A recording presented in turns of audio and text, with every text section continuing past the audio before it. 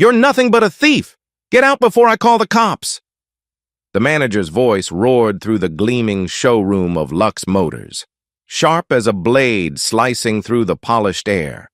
His face was a mask of rage, veins pulsing in his neck, as he jabbed a finger at a black woman in worn jeans and a faded hoodie. "People like you don't belong here." The words echoed off the marble floors, stunning customers into silence, their coffee cups frozen mid-sip. Salespeople stood like statues, eyes wide, as the woman, calm, unshaken, met his glare with a gaze so steady it sent chills down the spine. Before we dive into the story, where are you watching from? Have you ever been dismissed or made to feel like you didn't belong, just because of how you looked? If you've ever stayed silent and let your actions speak, this story is for you. Drop a comment and subscribe as we step into what really happened. This wasn't just any showdown in a luxury car dealership. This was the spark of a reckoning, one that would unravel careers, expose hidden truths, and redefine what it means to judge a person by their character. The woman at the center of this storm was Ava Reynolds, a 45-year-old titan who had clawed her way from the gritty streets of Oakland, California, to the pinnacle of the automotive world. Ava was the CEO of Reynolds Automotive Empire, a powerhouse with 15 luxury car dealerships across California, each one a testament to her relentless drive. But on this day, at Lux Motors in Malibu, she wasn't the polished executive in a bespoke suit. She was a ghost from her own past, dressed in a faded hoodie, worn jeans, and driving a 2014 Chevy Malibu, a deliberate disguise to test the heart of her newest acquisition. Ava's story began in a place far removed from the crystal chandeliers and sleek Porsches of Lux Motors. Born in Oakland's toughest neighborhood, she grew up in a world where every glance seemed to size her up, where every door felt half closed before she even knocked. As a child, she'd walk past car lots, dreaming of the gleaming vehicles behind the glass, only to be shooed away by salespeople who assumed she was trouble. Those moments burned into her soul, not as scars, but as fuel. By 18, she was working in her uncle's auto shop, learning the trade, absorbing every detail about engines, deals, and dreams. By 30, she'd opened her first dealership. By 45, she was a legend, a self-made millionaire who turned rejection into an empire. Lux Motors, her latest acquisition, sat on Malibu's elite coastal strip, a haven for wealthy buyers. Its showroom gleamed with marble floors and chandeliers, showcasing Porsches, Maseratis, and Aston Martins like prized art. But whispers had reached Ava's ears, quiet complaints from former customers that twisted her stomach. Stories of being judged by their clothes, their accents, their skin. Not loud outcries, but subtle hints of a rot festering in the culture of her newest dealership. She couldn't ignore it. Her empire was built on integrity, on the belief that every customer deserved respect, no matter who they were. If these whispers were true, they threatened everything she stood for. Ava didn't trust corporate audits. She wanted the raw truth. So, she devised a bold plan: go undercover in her own dealership. The stakes were high. Discrimination could spark lawsuits and tarnish her brand. More than that, it was personal. She needed to know if her employees were betraying her values. To pull it off, Ava stripped away the trappings of her success. She dug through her closet, pulling out clothes she hadn't touched in years, a pair of jeans with frayed knees, sneakers scuffed from long-forgotten walks, and a hoodie that smelled faintly of her old apartment. She looked in the mirror and saw a stranger. Not the CEO who commanded boardrooms, but a woman who could have been anyone, someone the world might overlook. The final touch was her car. Instead of her sleek Mercedes S-Class or her vintage Corvette, she chose the Chevy Malibu, a reliable but unremarkable sedan that screamed ordinary in a place where six-figure price tags were the norm. It was perfect. If her employees were judging customers by appearances, this disguise would expose them. Ava parked her Chevy Malibu at Lux Motors, her heart racing with anticipation. The glass doors gleamed under the California sun, hiding the truth about her dealership. She adjusted her hoodie, took a deep breath, and stepped inside. Ava stepped into Lux Motors' opulent showroom, where polished cars gleamed under chandeliers.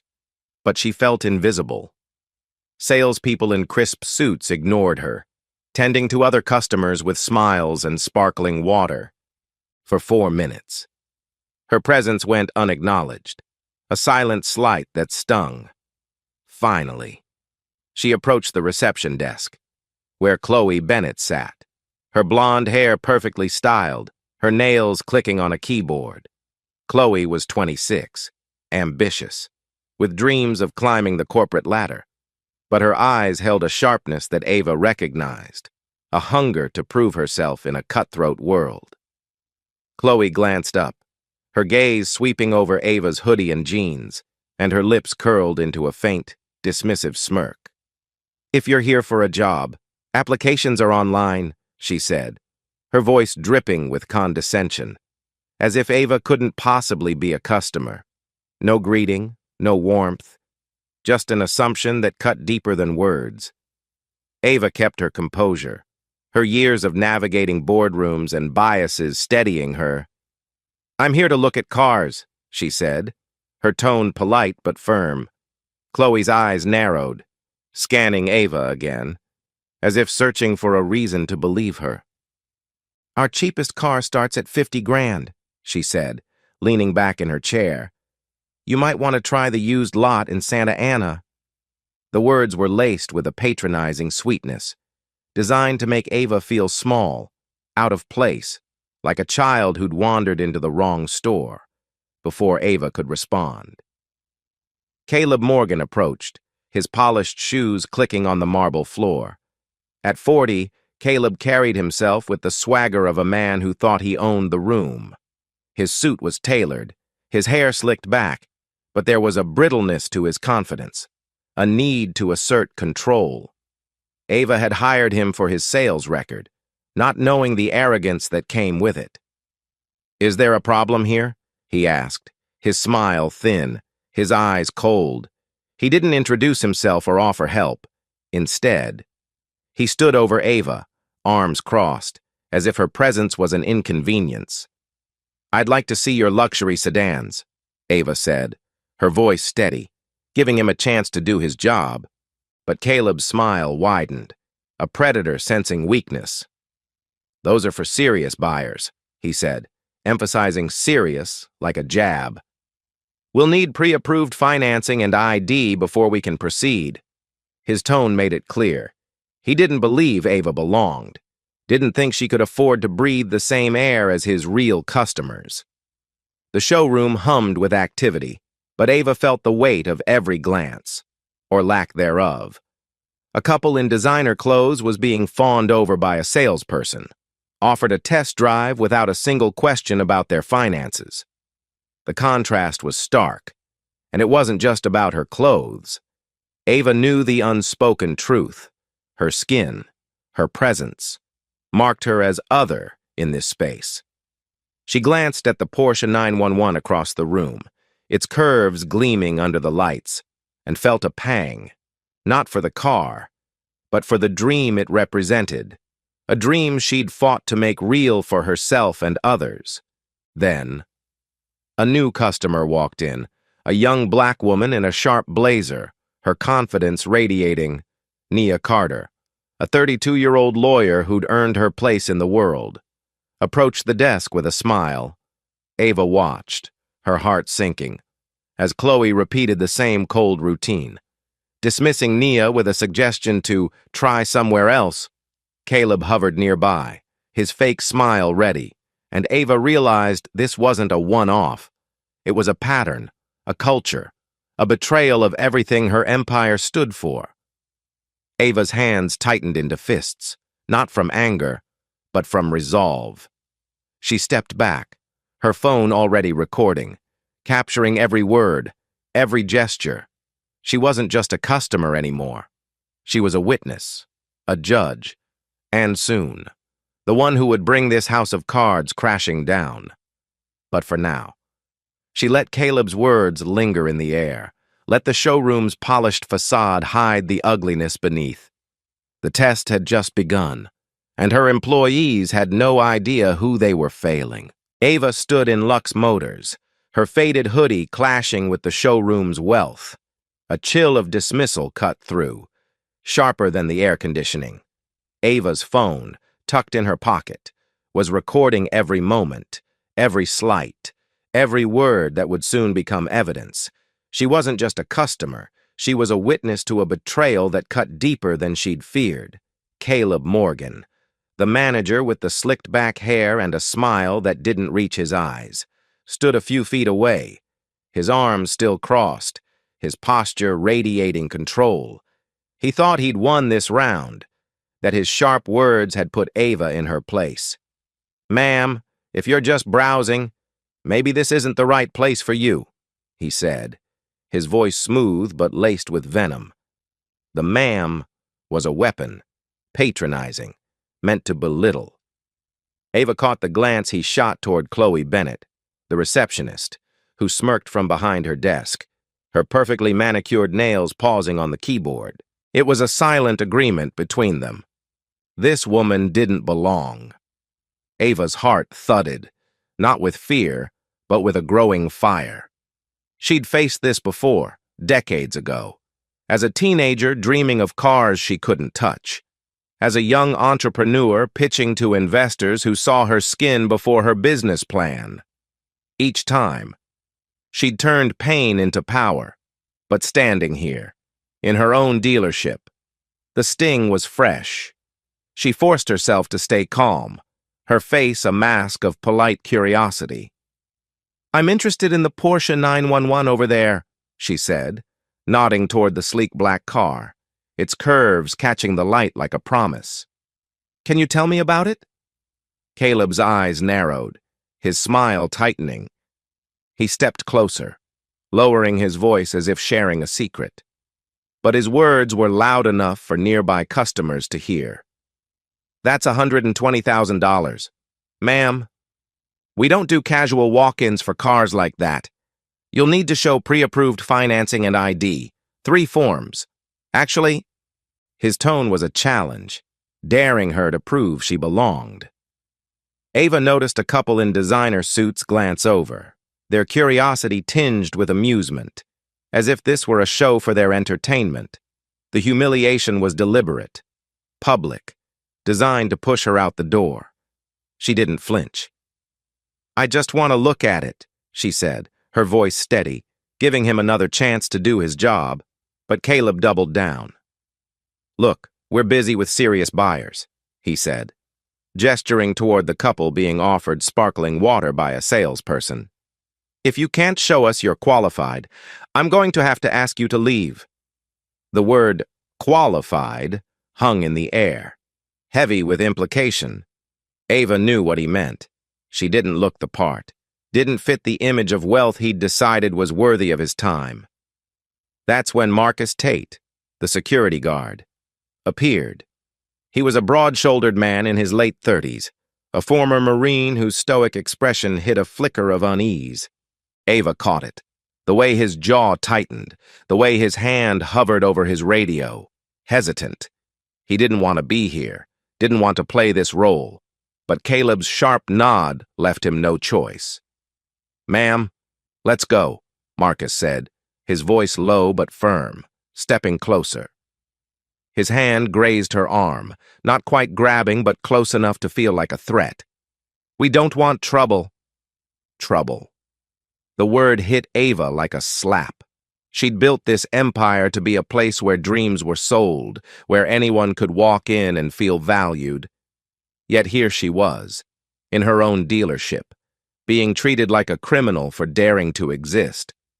She pulled her arm back, her eyes locking onto Marcus's. "I'll walk myself," she said, her voice sharp enough to make him pause. She turned toward the door, her steps deliberate. but not before glancing at Nia Carter, the young black lawyer who'd entered earlier. Nia, in her tailored blazer and heels, stood at the reception desk, her face a mix of determination and frustration. Chloe was repeating the same script she'd used on Ava. "Our cars start at 50 grand, Chloe said, her tone icy. "Maybe try the used lot in Santa Ana." Nia's shoulders stiffened, but she held her ground, her voice calm. "I'm here to see the Mercedes S-Class," she said, pointing to a car worth twice Ava's Porsche. Chloe's smirk widened, and Caleb, watching from a distance, gave a subtle nod, as if approving the dismissal. Ava's stomach churned. This wasn't just about her. It was a pattern, a system, a culture that judged people by their skin and their clothes before their worth. As Ava reached the glass doors, she paused, her hand on the handle. She could leave now. Let this moment fade. But that wasn't who she was. She turned back, her eyes sweeping the showroom, taking in every detail, the salespeople ignoring Nia, the customers whispering, Caleb's smug grin.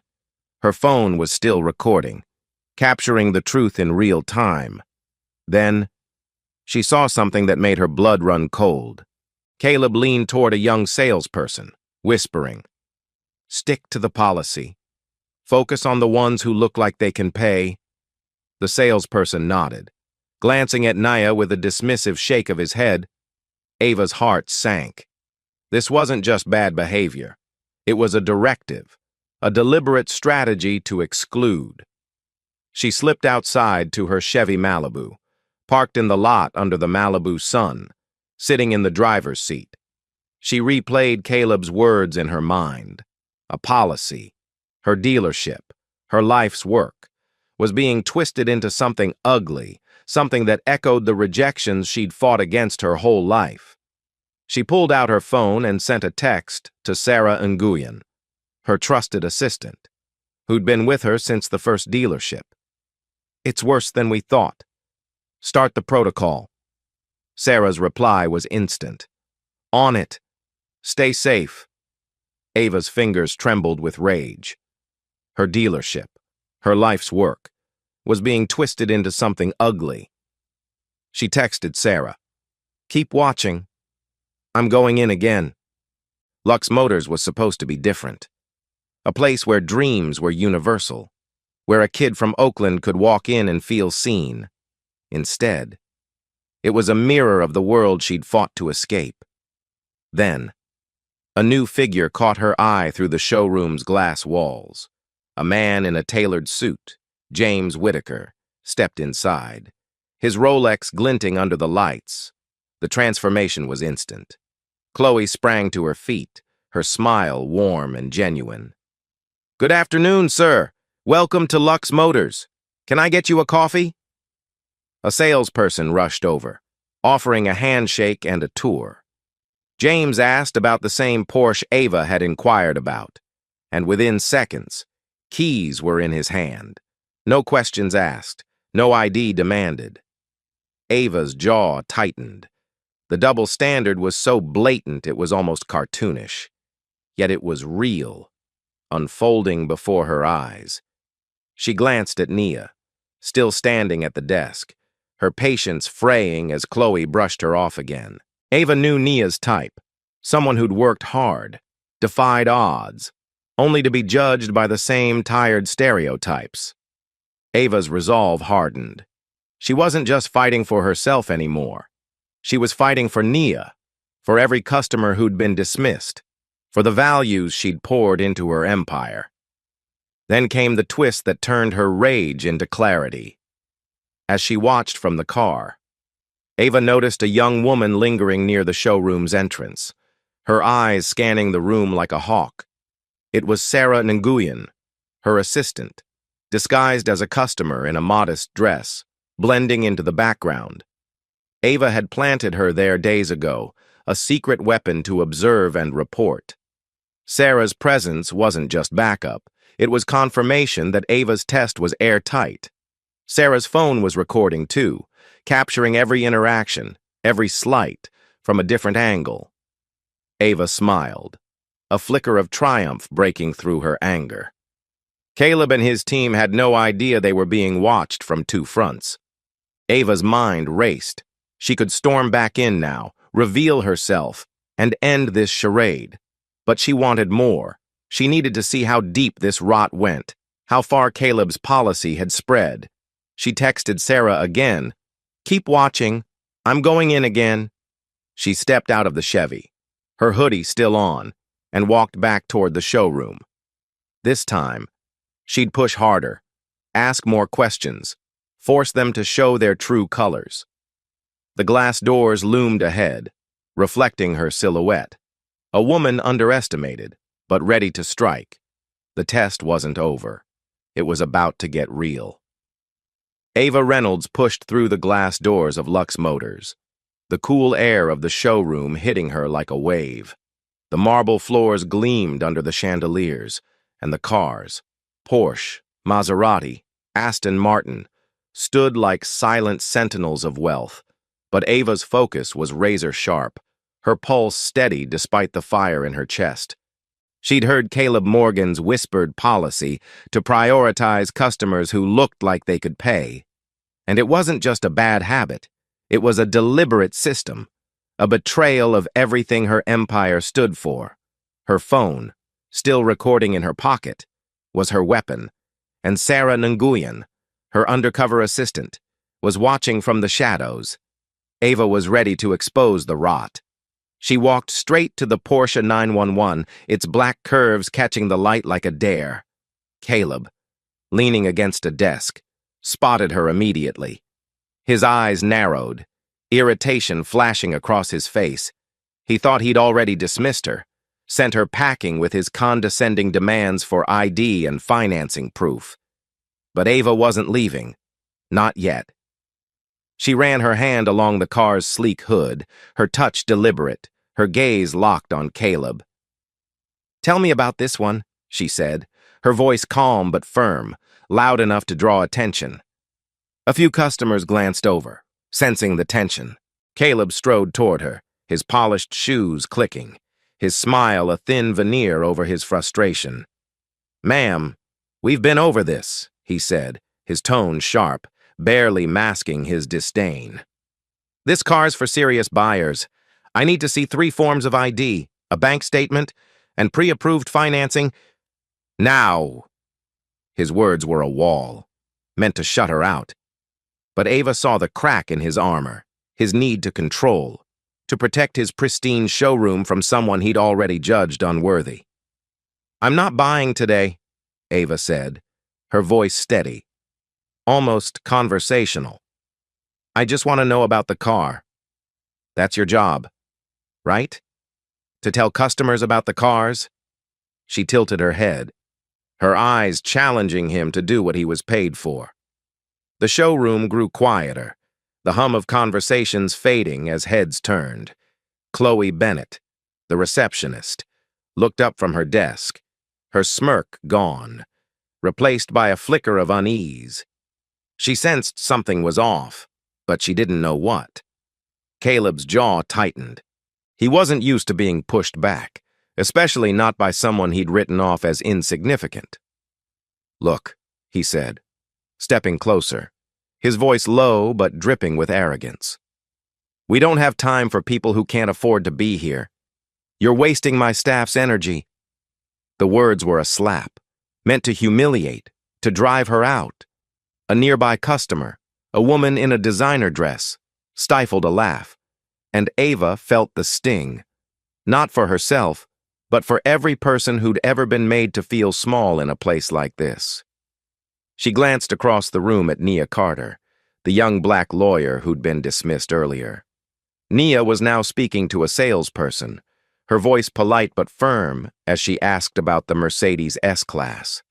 The salesperson, a young man with nervous eyes, kept glancing at Caleb, as if seeking permission to continue. Caleb gave a subtle shake of his head, and the salesperson's demeanor shifted, his responses growing curt, his body language pushing Nia away. Ava's heart sank. This wasn't just about her. It was a machine, grinding down anyone who didn't fit their image of wealth. Then came the moment that turned Ava's anger into resolve. Caleb leaned toward Chloe and muttered, "Make sure she doesn't touch anything. We can't have people like her scaring off real customers." The phrase "people like her" hit Ava like a spark to dry tinder. It wasn't just prejudice, it was policy, embedded in the culture Caleb had built.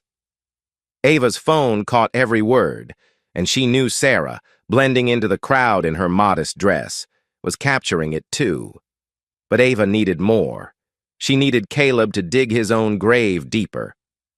"I'd like to speak to someone about the financing options," Ava said, raising her voice slightly, drawing more eyes. Caleb's face reddened. He wasn't just annoyed now, he was furious. "Ma'am, I've had enough," he snapped, his voice carrying across the showroom. "You're disrupting our business. Marcus!" He waved over Marcus Tate, the security guard, who hesitated for a split second before approaching. Marcus's eyes met Ava's, and she saw it again. That flicker of discomfort. The weight of a man caught between orders and conscience. "Escort her out," Caleb ordered, his tone final. Marcus stepped forward, his hand hovering near Ava's arm. "Let's go, ma'am," he said, his voice quieter than before, almost apologetic. Ava didn't move. She stood her ground, her eyes locked on Caleb's. "I'm a customer," she said, her voice cutting through the tension like a knife. "I have every right to be here. Why are you treating me like this?" The question hung in the air, heavy, undeniable. Customers were watching now, some whispering, others shifting uncomfortably. The showroom's polished facade was cracking. Caleb's smile vanished. "You know why?" he said, his voice low, almost a hiss. "This isn't your place." The words were raw, unfiltered, a confession of his bias laid bare. Ava's heart pounded, not with fear, but with clarity. She had him. Every word, every gesture, was on her phone, and Sarah's too. But before she could respond, a new figure entered the scene, shifting the dynamic in a way Ava hadn't expected. James Whitaker, the well-dressed tech mogul who'd been treated like royalty earlier, returned from a test drive. He strode in, keys dangling, his Rolex catching the light. Chloe sprang to her feet, her smile bright as she offered him coffee. A salesperson rushed to his side, eager to close the deal. James glanced at Ava, then at Caleb, sensing the tension. "Everything okay here?" he asked, his tone casual but curious. Caleb seized the opportunity to shift focus. "Just handling a situation, sir," he said, his voice suddenly warm, professional. "Nothing to worry about. Let's get you set with that Porsche."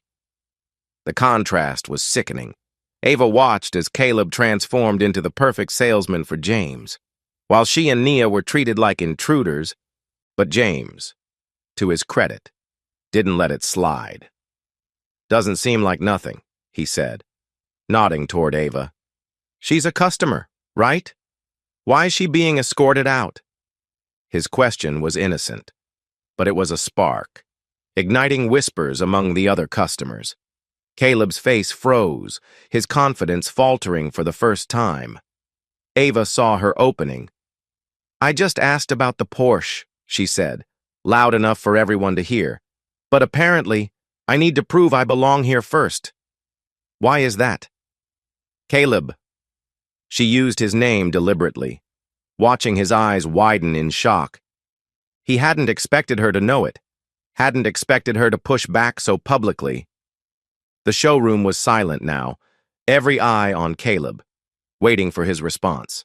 He stammered, caught off guard. It's policy," he said, his voice weak. "We verify serious buyers to protect our inventory." The excuse was flimsy, and everyone knew it. Nia, still standing nearby, spoke up, her voice clear and steady. "I was told the same thing," she said. "No one asked him for ID." She nodded toward James, who raised an eyebrow. Looking between Caleb and Ava, Ava's heart raced. This was it. The moment the truth began to unravel, she glanced at Sarah, who gave a subtle nod, her phone still recording. Ava knew she had enough evidence to end careers, but she wasn't done. She wanted Caleb to admit the full extent of his policy, to expose the system he'd built. "So, this policy," she said, her voice calm but piercing. "Does it apply to everyone, or just people who look like me and her?" She gestured toward Nia, her words a challenge, a trap. Caleb's face went pale. He opened his mouth, but no words came. Marcus shifted uncomfortably, his hand dropping from his radio. Chloe's smirk was gone, replaced by wide-eyed panic. The customers were no longer whispering. They were staring, some with disgust, others with curiosity. Ava stood tall, her hoodie and jeans a stark contrast to the opulence around her, but her presence commanded the room. She wasn't just a customer anymore. She was a force, and Caleb had no idea how much trouble he was in. The silence in Lux Motors was deafening, the kind that makes your ears ring. Ava Reynolds stood in the center of the showroom, her faded hoodie and worn jeans a quiet rebellion against the polished wealth around her. The Porsche 911 gleamed nearby, but all eyes were on her. Caleb Morgan's face was ashen, his earlier arrogance crumbling under the weight of her words. Nia Carter, the young lawyer, stood firm, her gaze steady, amplifying Ava's challenge. James Whitaker, the tech mogul, watched with a raised eyebrow, his question about the dealership's policy still unanswered. Sarah Nguyen, Ava's undercover assistant, lingered near the edge of the crowd, her phone capturing every second. Ava's own phone, hidden in her pocket, recorded the truth that would soon shatter careers. Caleb opened his mouth, scrambling for a defense. "It's not about that," he stammered, his voice thin. We have to protect our business, you know? We can't let just anyone handle the cars." His words were a desperate grab for control, but they fell flat. The customers, now a silent jury, exchanged glances. Some looked uncomfortable, others outraged. Nia's voice cut through, sharp and clear. "Then why didn't you ask him for ID?" She nodded toward James, who crossed his arms, waiting for an answer. Ava seized the moment. "Exactly," she said, her tone calm but unyielding. "You didn't ask him for anything. No ID, no bank statements, no proof. But me, Nia, we're threats to your inventory?" Her words were a blade, precise and cutting. Caleb's eyes darted to Chloe Bennett, the receptionist, as if she could save him. Chloe shrank behind her desk, her earlier smirk replaced by panic.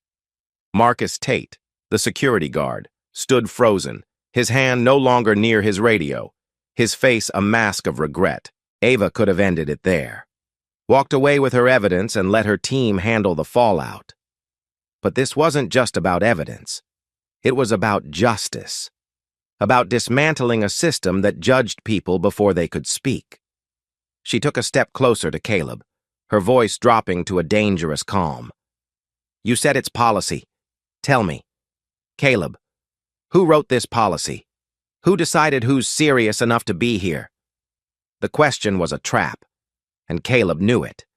His mouth opened, then closed, like a fish gasping for air. Before he could answer, the glass doors swung open, and a new figure stormed in. Liam Chen, the regional manager, burst into the showroom, his tailored suit slightly askew, sweat beading on his forehead despite the cool air. Liam was a seasoned executive, used to managing crises across multiple dealerships, but the look on his face was pure dread. He'd gotten Ava's text about initiating Protocol Omega, the nuclear option for her empire, reserved for betrayals so severe they threatened the company's soul. His eyes scanned the room, landing on Ava, and the color drained from his face. "Miss Reynolds," Liam said, his voice trembling with respect and fear. I came as soon as I could. The room froze. Caleb's head snapped up, confusion replacing his panic. Chloe's hands gripped the edge of her desk, her knuckles white. Marcus took a step back, as if retreating from a storm. The customers whispered, the name Reynolds rippling through the crowd like a shockwave. James Whitaker's eyes widened, recognition dawning. Caleb, still clueless, tried to regain control. Wait, what's going on? Who's she? He demanded, pointing at Ava. His voice was shrill, his confidence unraveling. Liam's eyes flicked to him, then back to Ava, his expression a mix of horror and resignation. Caleb, stop, Liam said, his voice low, urgent. But Caleb didn't stop. He couldn't. She's causing a scene, he snapped. She's been disruptive since she walked in. Ava's lips curved into a smile. Not warm, not friendly, but the kind that promised consequences. She reached into her pocket, not for her phone, but for a simple business card. She placed it on the desk between her and Caleb with a soft tap that echoed like thunder. Ava Reynolds, she said, her voice steady, commanding, CEO of Reynolds Automotive Empire. The words landed like a bomb, silencing the showroom. Every conversation stopped. Every breath caught. The weight of her title settled over the room, crushing Caleb's arrogance into dust. Chloe gasped, her hands flying to her mouth. Marcus's shoulders slumped, his face a portrait of regret. The customers stared, some in awe, others in disbelief. James Whitaker let out a low whistle, shaking his head. Well, damn, he muttered, a hint of respect in his voice. Liam stepped forward, his voice shaking. Ms. Reynolds, I had no idea you were here, if I'd known. Ava cut him off, her gaze never leaving Caleb. That's the problem. Liam, she said, her voice like steel. Your respect shouldn't depend on knowing who I am. Every person who walks through these doors deserves the same dignity, the same chance. But you... She turned to Caleb, her eyes burning. You decided I wasn't worth your time. You decided Nia wasn't worth it. Why? Because of how we look? Because of our skin? Caleb's face was a mask of panic, his mouth working soundlessly. I didn't mean, he stammered.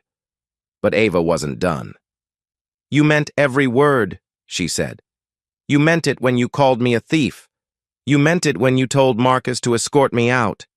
And you meant it when you told your staff to focus on real customers. She gestured toward Sarah, who stepped forward, her disguise as a customer shed, her phone now visible. We recorded everything. Caleb, every word, every look, every policy you enforced.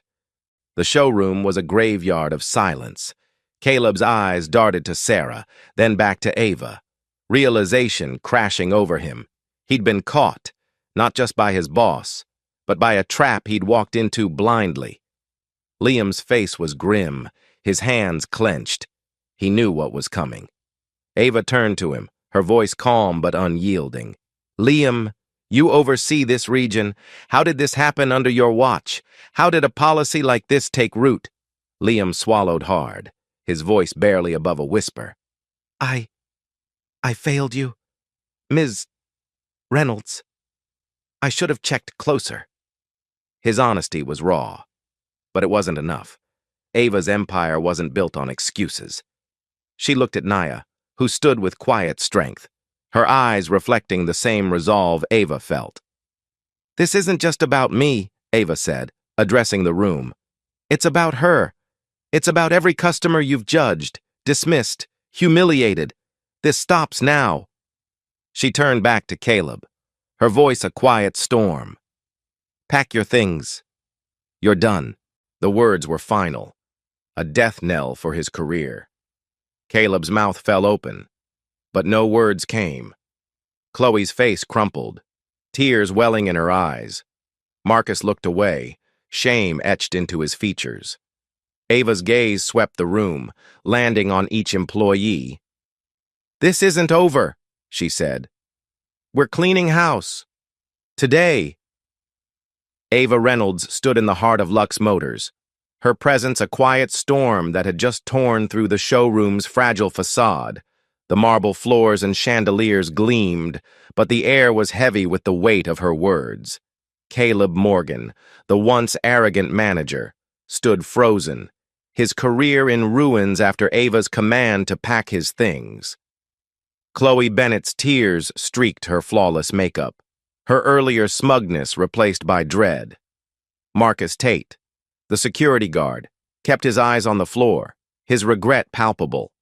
Customers, including James Whitaker and Nia Carter, watched in stunned silence, while Sarah Nguyen, Ava's undercover assistant, stood ready, her phone still in hand. Liam Chen, the regional manager, looked like a man staring into the abyss, knowing his oversight had let this poison fester. Ava's voice broke the silence, steady but fierce. "This dealership was meant to be a place of dreams," she said, her words carrying across the room. "A place where anyone could walk in and feel valued. But you—" Her gaze landed on Chloe, then Marcus. "You turned it into a place of judgment, of exclusion. That ends now." She turned to Liam, her eyes narrowing. "You're staying, but you're on notice. Fix this, or you're next." Liam nodded, his face pale. "Yes, Ms. Reynolds. I'll make it right." His voice was earnest, but Ava wasn't here for promises. She wanted action. She pulled out her phone and sent a single text to her legal team. "Initiate Protocol Omega, full sweep." Protocol Omega was her empire's last resort, a complete overhaul reserved for crises that threatened the core of her values. Within minutes, her team would descend on Lux Motors, auditing every record, every interaction, every hire. Heads would roll, and not just Caleb's. But Ava's focus shifted to Nia Carter, the young lawyer who'd endured the same humiliation Ava had. Nia stood near the Mercedes S-Class, her posture strong despite the ordeal. Ava walked over, her expression softening. "Ms. Carter," she said, her voice warm. "I saw what happened. You didn't deserve that. No one does."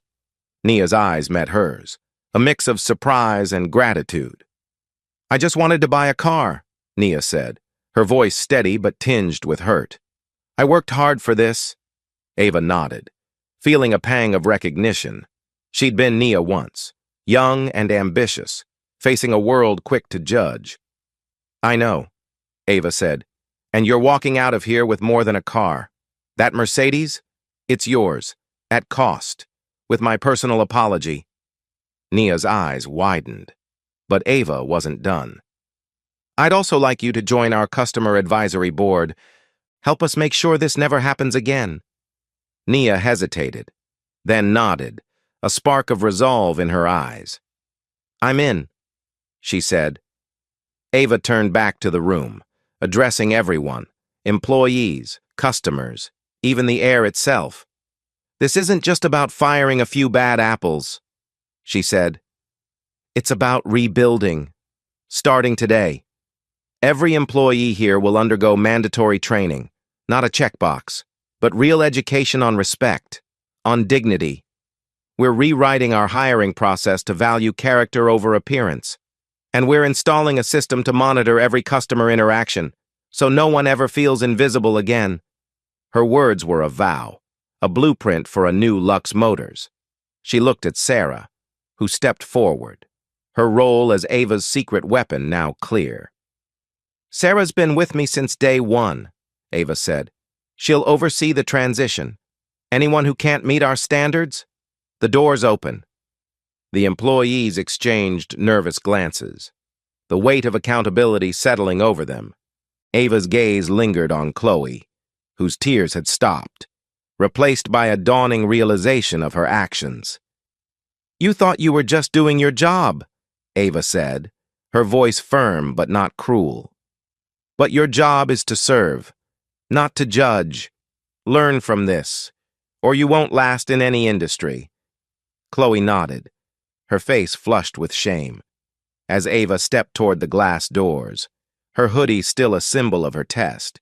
She felt the fire in her chest ease, replaced by purpose. This wasn't the end. It was a beginning.